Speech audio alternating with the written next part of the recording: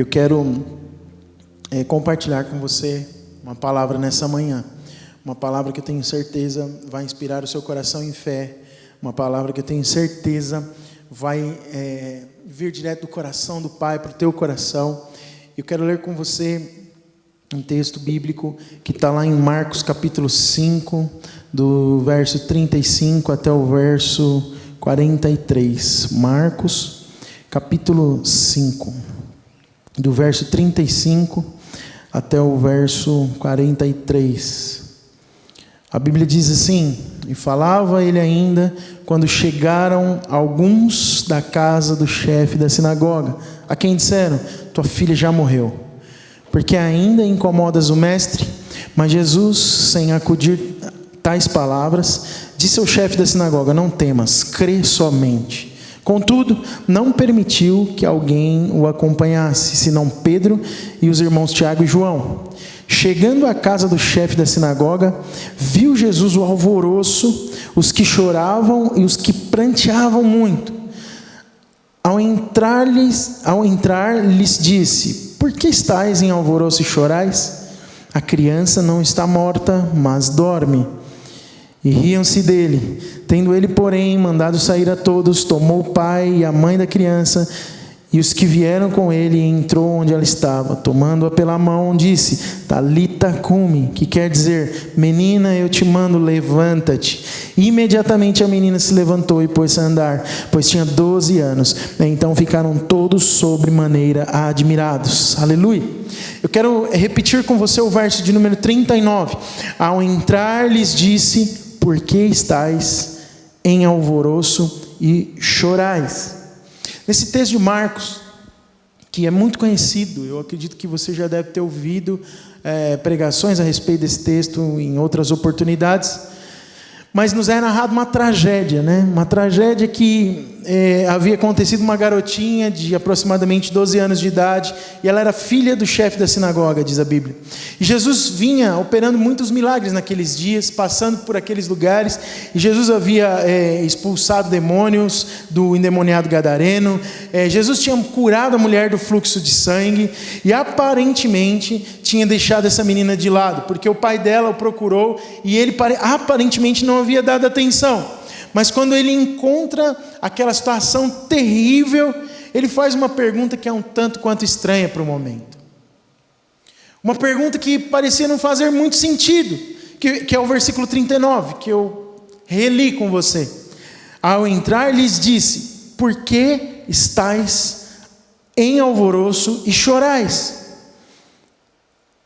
Jesus, ele está falando algo que parece completamente contraditório com a situação e com o momento, e de alguém que não estava com o mínimo de sensibilidade para aquela situação. Mas não é isso o que passava no coração do mestre. Jesus estava realmente dizendo o quê?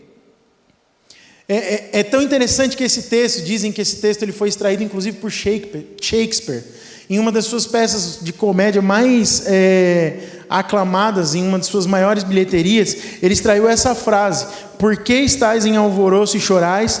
Tem uma tradução da Bíblia que traduz isso como: por que vocês estão fazendo tanto alvoroço por nada?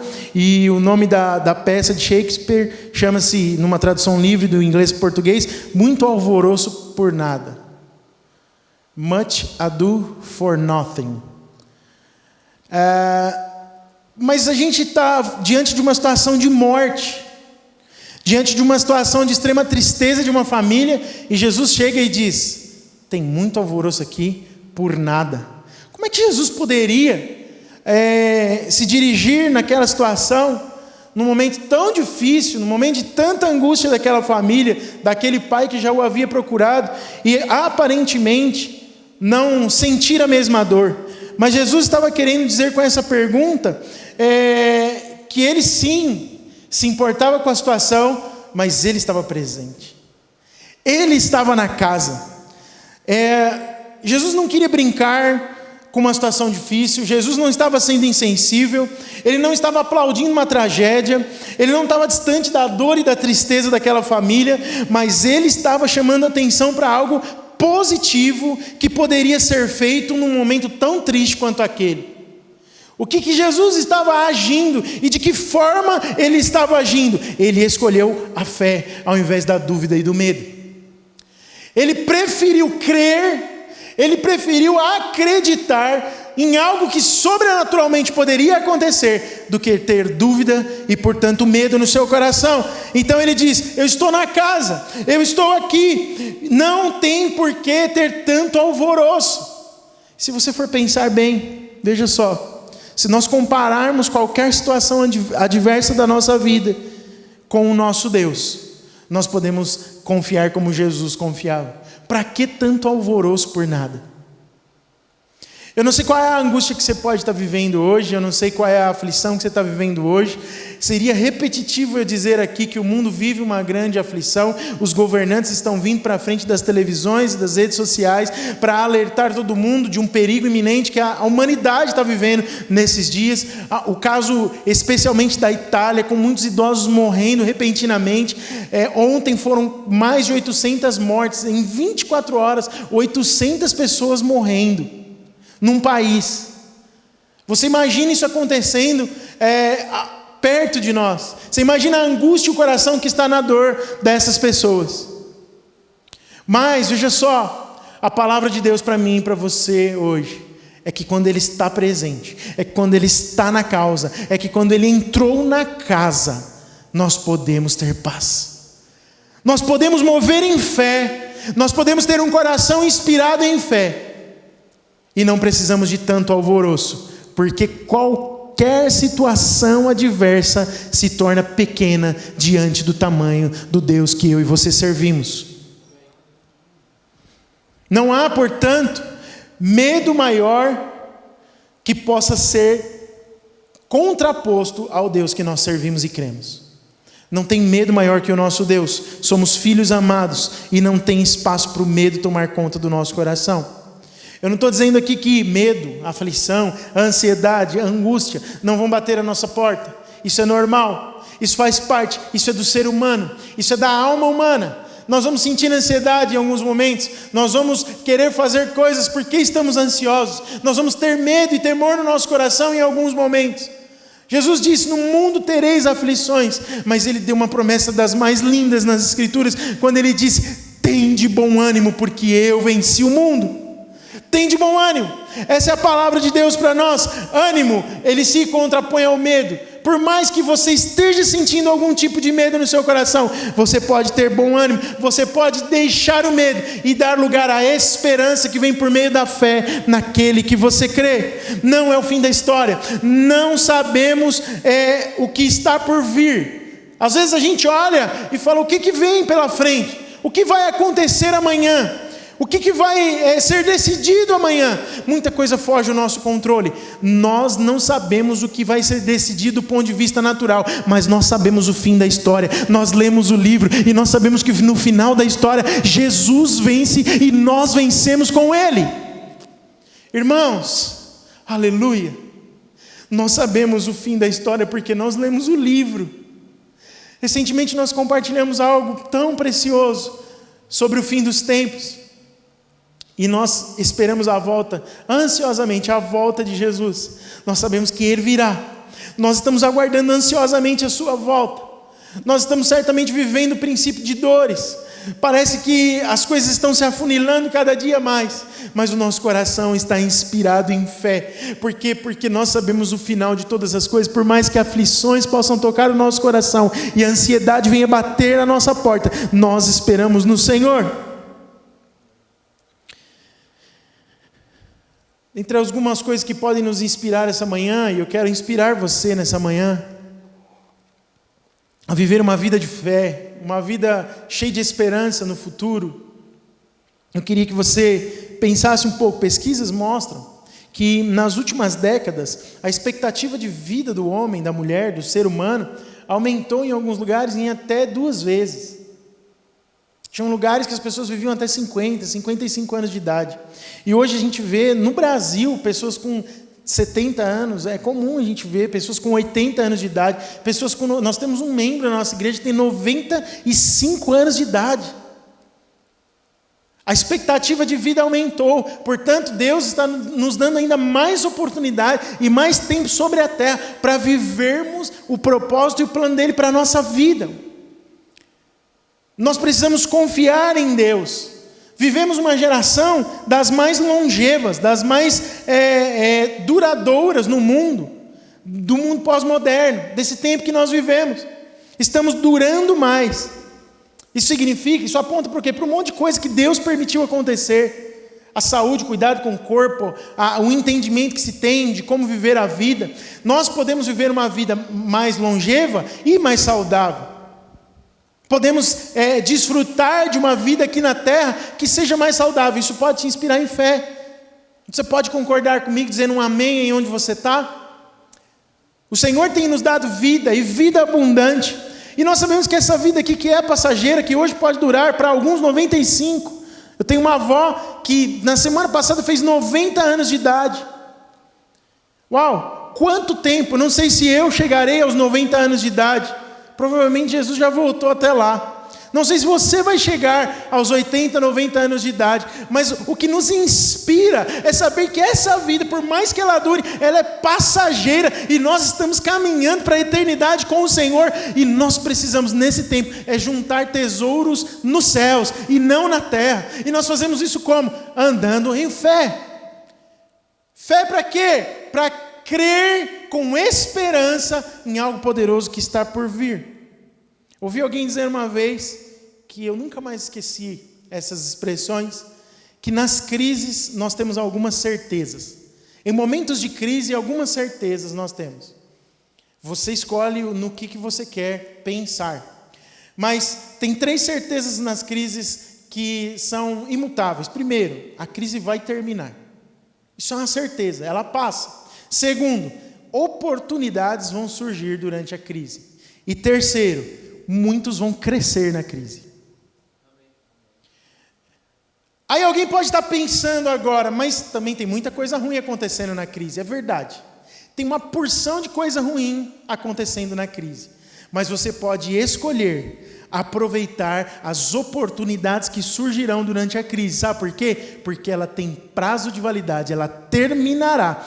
E você, baseado naquilo que você fizer durante a crise, vai definir se você vai ser daqueles que crescerão ou não durante a crise. O que você escolhe?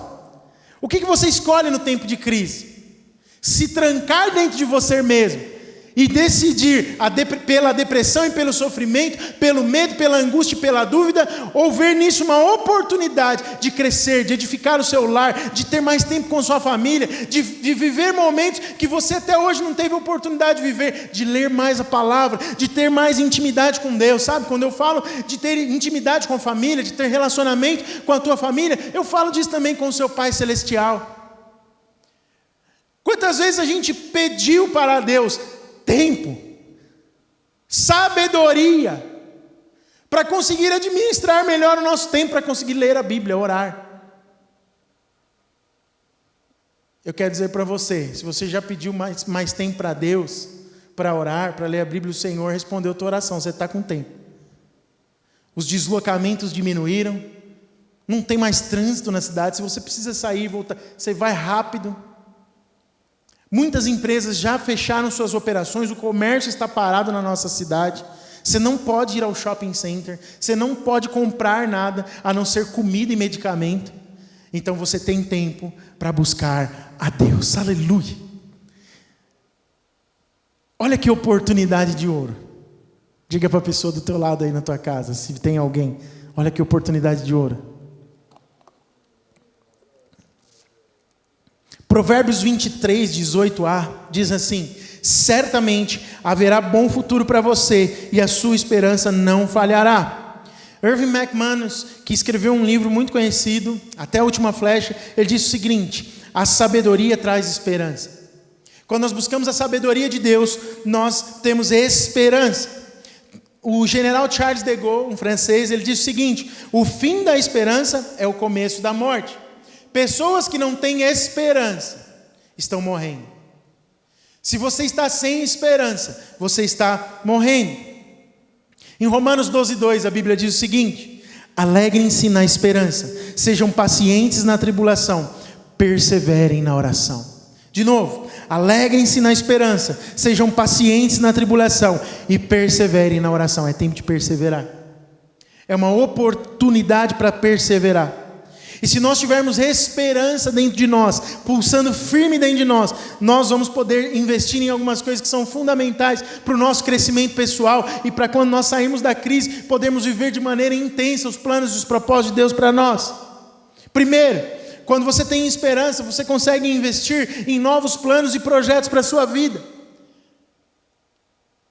Muitas pessoas que estavam naquela cena que Jesus chega, daquela menininha morta, estavam sem esperança alguma, estavam cheios de dúvida no coração, estavam movendo sua vida não por fé, porque havia um grande alvoroço. Mas pessoas que têm esperança no seu coração, pessoas que creem na palavra de Deus, pessoas que olham para Jesus além dos seus problemas e das circunstâncias, elas são cheias de esperança e elas podem planejar novos planos e projetos para a sua vida. Isaías 43:19, parte A do versículo, diz assim: veja, estou fazendo uma coisa nova, ela já está surgindo. Aleluia! Deus está fazendo algo novo nessa geração, Deus está fazendo algo novo nesse tempo, e ela já está surgindo. Em Apocalipse 21, versículo 5, a Bíblia diz assim: aquele que estava sentado no trono disse: estou fazendo novas todas as coisas. E ele acrescentou: escreva isso, pois essas palavras são verdadeiras e dignas de confiança. Deus está fazendo coisas novas. Nosso Deus é um Deus de coisas novas e de recomeços, portanto Ele está fazendo coisas novas. Você precisa acreditar no valor, nesse valor de Deus, de recomeçar, de ter a disposição de fazer coisas novas, e ser da mesma forma. Deus não se cansa de recomeçar. A Bíblia fala em Apocalipse que até novos céus e nova terra Deus irá fazer, para aqueles que creram, para aqueles que foram salvos, para aqueles que aceitaram o sacrifício de Jesus na cruz e foram salvos por Ele. Uau, você já parou para pensar nisso? Se Deus já fez uma terra tão preciosa, se Deus já fez um planeta Terra tão lindo como a gente conhece, a Bíblia fala que Ele fará novos céus e nova terra. Uau! Para que eu e você possamos desfrutar com Ele. Esse é o nosso Deus, Ele sempre tem novidade para nós. O que você precisa fazer de novo na sua vida? O que precisa ser renovado? Quais os compromissos, quais as alianças? Quais os propósitos precisam ser firmados no teu coração? Esse é um tempo para você meditar sobre isso. Rick Warren disse o seguinte: nem todo sonho que você tiver vai se realizar, mas toda grande obra que você concretizar terá sido precedida de um sonho que você não desistiu. Uau! Vou ler de novo. Nem todo sonho que você tiver vai se realizar, mas toda grande obra que você concretizar terá sido precedida de um sonho que você não desistiu. Não desista dos sonhos que Deus tem colocado no seu coração. É sempre tempo de recomeçar, mesmo quando há derrotas. Então, um coração cheio de esperança consegue recomeçar, consegue planejar coisas novas, mesmo depois de derrotas pontuais. Isso me introduz ao segundo ponto. Você cheio de esperança, você pode recomeçar após derrotas pontuais na sua vida. Olha só o que está em 2 Coríntios, capítulo 11, do verso 24 até o verso 26. 5 vezes recebi dos judeus 39 açoites. 3 vezes fui golpeado com varas. 1 vez apedrejado, 3 vezes sofri naufrágio. Passei uma noite e um dia exposto à fúria do mar. Estive continuamente viajando de uma parte a outra. Enfrentei perigos nos rios, perigos de assaltantes, perigo dos meus compatriotas, perigo dos gentios, perigos na cidade, perigos no deserto, perigos no mar e perigos dos falsos irmãos. Quem escreveu isso? O apóstolo Paulo, aos Coríntios. Eu passei por muito perigo, eu passei por muita dificuldade, eu passei por muito problema. Paulo está falando aqui: injustiça, violência, acidente, assalto, perseguição, perigos em cidades, deserto, mar, traições, perigos entre falsos irmãos. Meu Deus do céu! Será que você já passou por algumas dessas situações, por algumas dessas circunstâncias e se sentiu derrotado, sem esperança, desanimado em prosseguir? Eu quero dizer para você: não importa o que tem acontecido na sua vida no passado. Hoje, o tempo da oportunidade que Deus te dá é tempo para você recomeçar, mesmo que você tenha sofrido uma derrota pontual. Nenhuma derrota na vida do Filho de Deus é para sempre, ela é pontual. Ela pode ter acontecido, aconteceu com o apóstolo Paulo, ele viveu momentos de angústia no seu coração, mas ele sempre teve disposição de recomeçar. Ele não escolheu parar diante dessas e de tantas outras derrotas que a sua vida viveu, mas ele avançou. A sua identidade, ela não é o seu erro, o seu pecado, o seu fracasso, ou um momento de derrota. Você é filho amado de Deus, mesmo que as circunstâncias estejam contrárias. Rick Warren diz também: você não é um fracasso quando você perde, você se torna um fracassado quando você desiste. Nós muitas vezes podemos estar desanimados em alguma situação, podemos estar tristes em alguma situação, mas isso não nos torna um fracassado, não nos torna uma fracassada. Quando você está num momento de angústia e dificuldade na sua vida, o que te faz um vencedor é persistir em oração, como diz Romanos 12:12. Avance, vá no rumo de romper com as dificuldades que se contrapõem contra você, e esteja no propósito de Deus para a sua vida.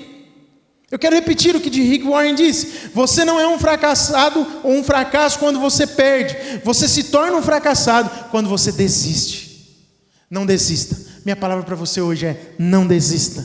Não desista porque alguém te ama. Tua derrota temporal é um trampolim para novas conquistas que Deus tem para a sua vida. Tiago 1,12, a Bíblia diz o seguinte: feliz é o homem que persevera na sua provação. Tiago capítulo 1, versículo 12: feliz é o homem que persevera na sua tribulação. Aleluia. No momento que você estiver angustiado, no momento em que você estiver com dificuldades e passando por provações, creia, você é bem-aventurado quando você suporta com perseverança a provação que você tem vivido. E para concluir essa palavra, para inspirar você e motivar o seu coração em fé, e que você tenha um coração cheio de esperança nesses dias. Quando você tem esperança no seu coração, você consegue buscar cura. Cura pessoal, cura para o teu corpo, cura para a tua alma, cura nos teus relacionamentos. Em Jeremias 33, versículo 6, nós lemos o seguinte: todavia trarei restauração e cura para ela, para a minha terra, diz o Senhor. Curarei o meu povo e lhe darei muita prosperidade e segurança. Filhos de Deus têm essa promessa sobre si.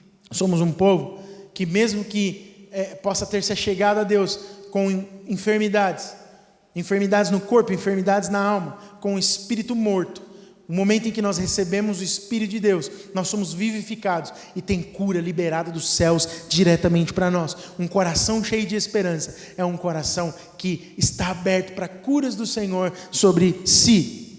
Deus está completamente interessado em curar o seu povo. Mateus 20:34, Jesus teve compaixão deles e tocou nos olhos deles, e imediatamente eles recuperaram a visão e o seguiram. Jesus curava cego, curava paralítico, curava enfermos de toda sorte, curava leprosos. Jesus tinha amor. Jesus via gente ferida na rua. Foi isso que ele fez com o samaritano, que todos passaram de largo.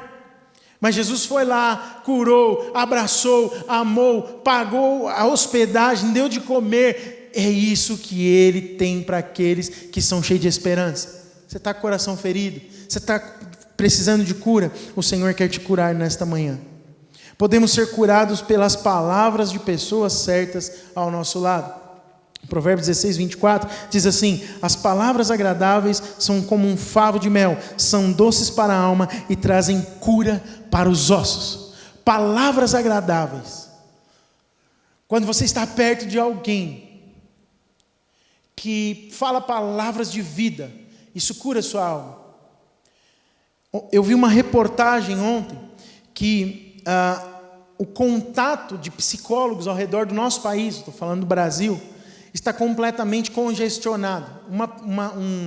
Um site de um instituto de psicologia que designa profissionais da psicologia para cuidarem de pacientes com enfermidades na alma, com depressão, vontade de se matar, tirar a própria vida, com tristeza profunda na alma, cresceu e num dia, em 24 horas, eles receberam 20 mil pedidos de atendimento online. As pessoas, quando ficam dentro de casa, têm uma tendência de se tornar reclusas também na alma, de se trancar dentro da sua própria alma. Veja, Deus está te dando uma oportunidade de estar dentro de casa com pelo menos mais uma pessoa, se você é casado. E se você não é, provavelmente você está com seus pais ou com algum irmão, ou você mora com algum amigo, talvez até quem está morando sozinho hoje resolveu estar junto com alguém. Abra o seu coração para as pessoas que estão perto de você nesses dias. Abra o seu coração, não permita também que ninguém perto de você fique trancado, isolado. Permita que o Espírito de Deus fale e flua através de você. Para que nós recebemos esperança? Para que nós podemos agir em fé? Para que nós podemos não estar alvoroçados, mas escolhendo a fé ao invés do medo, da dúvida? Para que nós possamos também abençoar outras pessoas. Tenha prática na sua casa de orar todos os dias. Tem um monte de coisa acontecendo nas redes sociais que você pode se conectar a elas e ser um incentivo para você, para orar, para abençoar, para estar conectado com as pessoas fora da sua casa, mas conecte-se também com os de dentro. Em algum momento, ore, compartilhe, cante uma canção.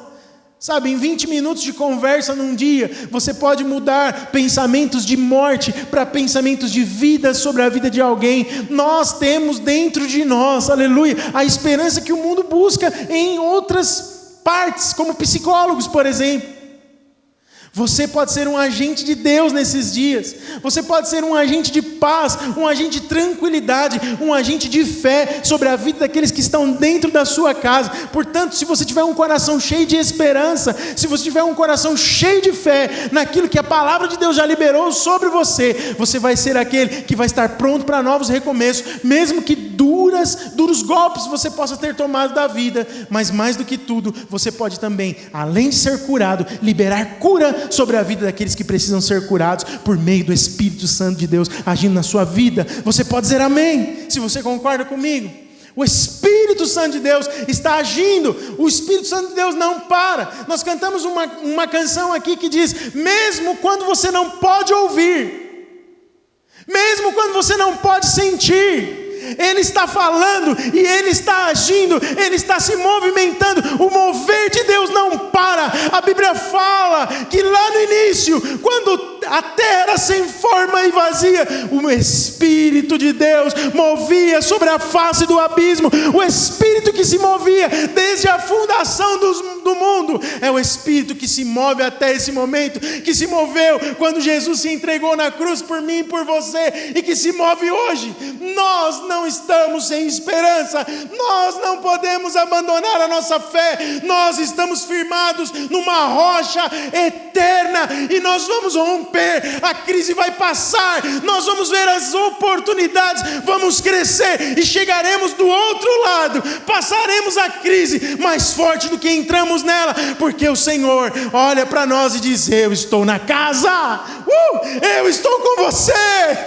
Não tem por que ficar com o coração alvoroçado, ainda que o cenário seja de morte, ainda que haja aflição em muitos lares, e nós estamos orando todos os dias por aqueles que estão longe de nós, ainda que a angústia bata a porta, nós permanecemos em perseverança, confiando e orando ao nosso Deus. Aleluia. Eu quero concluir dizendo para você: vamos desistir de desistir. Desista de desistir. Busque em Deus, ore nesses dias e fala: Senhor, me dá ideias criativas. Me ajuda, Senhor, a enxergar no momento de dificuldade aquilo que ninguém está vendo. Salmo 71:14 diz assim: mas eu sempre terei esperança e te louvarei cada vez mais. Será que você pode, numa manhã como essa, uma manhã de quarentena mundial, dizer: Senhor, eu sempre terei esperança e te louvarei cada vez mais. Lamentações de Jeremias, capítulo 3, versículo 21. O profeta diz o seguinte: eu quero trazer à memória aquilo que me dá esperança. Hoje ainda eu posso dizer para você que existe saída, porque tem esperança. Ficou registrado na história, a história daquela família, daquela garotinha, que tinha lá a sua vida tomada por uma enfermidade. A gente não sabe, a Bíblia não é específica quando diz sobre a morte daquela criança, mas a Bíblia narra a aflição e a angústia daqueles que estavam perto. Quanta aflição e quanta angústia, imagina, deve ter o coração de um pai ao ver um filho morrer, uma filha morrendo. E faz todo sentido para uma humanidade que muitas vezes só se move pelo natural, ficar alvoroçado, ficar angustiado, ficar triste, ficar desesperado diante do quadro de morte. Nós estamos vivendo dias em que a morte tem assolado muitas casas, inesperadamente. Nós estamos vivendo dias em que pessoas estão sem esperança, porque elas não conseguem ver além das circunstâncias. A história dessa menina, narrada em Marcos capítulo 5, pode ser a declaração profética de Jeremias de Lamentações 3:21 para mim e para você. Quando você lembra que Jesus ressuscitou uma menina, quando você lembra que Jesus fez um milagre de ressurreição de uma garotinha, o que é para Jesus curar qualquer infectado do coronavírus? Você já teve nesse tempo disposição de orar para que a cura aconteça sobre a vida das pessoas que estão infectadas com esse mal? Ou seu coração está tão tomado de medo, de falta de esperança, que você não conseguiu nem orar por isso ainda? Você já liberou uma palavra de fé sobre a vida daqueles que foram infectados no nosso país? Os prognósticos são cada vez piores, né? A tal da curva de contaminação, ela é avassaladora. A gente vai ficar olhando só para isso, ou a gente vai liberar palavras de vida e trazer o reino dos céus para a terra, dizendo: Senhor, nós liberamos uma palavra de cura. Nós cremos que o Senhor pode curar. Nós cremos que o Senhor pode salvar pessoas e curar pessoas, e por isso nós declaramos em fé, como disse Jeremias: eu quero trazer à memória aquilo que me traz esperança. Sabe o que vai te trazer esperança? É lembrar dos feitos do Senhor, que estão na palavra de Deus, mas que também já passaram pela sua vida. Você mesmo tem testemunhos da parte de Deus para contar. Ele já te livrou, Ele já te curou, Ele já te salvou, Ele já te resgatou. Coisas poderosas Deus já fez, aleluia. Portanto, você pode trazer a memória que te traz esperança. E eu queria orar com você nessa hora. Orar com você de forma ousada, para que esse seja um tempo de oportunidades de Deus na sua vida. Queria que você orasse com quem está perto de você e dissesse para o Senhor quais são os desafios que vocês estão enxergando sobre a vida de cada um e sobre a sua própria vida. E ainda que você não tenha uma saída, que você possa clamar nesta manhã e o seu coração vai se encher de esperança. O seu coração hoje se enche de esperança.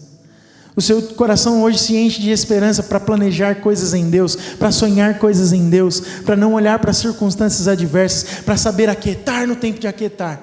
Há tempo de aquietar, há tempo de parar para ouvir, há tempo em que a gente é obrigado a ouvir de Deus. Portanto, abra os teus ouvidos, Ele está se movendo, o Espírito Santo está se movendo e Ele está querendo falar com você. Feche os seus olhos agora. Se você ainda não está de olhos fechados, feche os seus olhos, nós vamos orar juntos. Senhor, em nome de Jesus, eu quero pedir que o Senhor possa encher de esperança os corações. Não é o fim para o nosso país, não é o fim para as nações, não é o fim para os países da terra, para as nações da terra. É o momento em que o Senhor vai renovar a esperança de muitos corações, é o momento em que o Senhor vai salvar, é o momento em que o Senhor vai transformar, é o momento em que o Senhor vai libertar dos vícios, das drogas, do álcool, é o momento em que o Senhor vai tirar pessoas do mundo da prostituição, é o momento em que o Senhor vai tirar pessoas do tráfico de drogas, é o momento em que o Senhor vai tirar as pessoas da criminalidade, é o momento em que o Senhor vai fazer um reboliço na terra e nós veremos a glória do Senhor.